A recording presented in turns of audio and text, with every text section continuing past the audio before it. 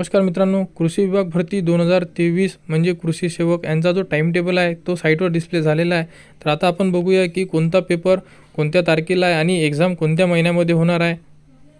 तर बघा, कृषी सेवकच्या साईडला आल्यानंतर सर्वात खाली आल्यानंतर नवीन घडामोडी असे ऑप्शन आहे। यामध्ये कृषी सेवक पदभरती असं एक प्रसिद्धी पत्रक म्हणून एक ऑप्शन आलेला आहे, तिथे क्लिक करा।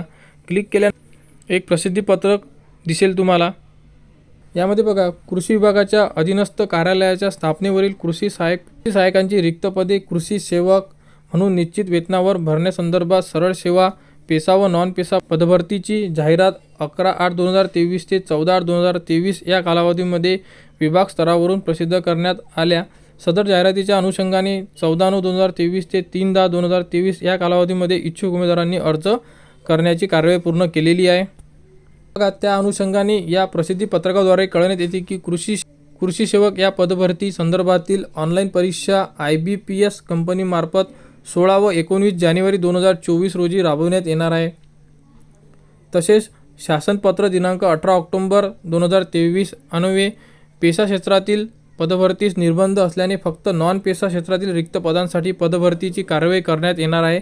आणि कृपया नोंद घ्यावी, परीक्षेसाठीचे प्रवेशपत्र यथावकाश IBPS संकेतस्थळाकडून संबंधितास उपलब्ध करून देण्याबाबतची कार्यवाही करण्यात येईल। तर बघा, 16 व 19 जानेवारी 2024ला ही एग्जाम होणार आहे आणि ही एग्जाम असणार आहे कृषी सेवक पदाची, त्यासाठी आपण 14/9/2023 ते 3/10/2023 या कालावधीमध्ये विद्यार्थ्यांनी अर्ज केलेले आहे। तर कृषी सेवकचा पेपर जानेवारी महिन्यामध्ये होणार आहे आणि हॉल तिकीट हे 7 दिवस अगोदर संकेतस्थळावर उपलब्ध करून देण्यात येणार आहे। त्या संदर्भात अजून कोणती अपडेट आलेली नाही आहे।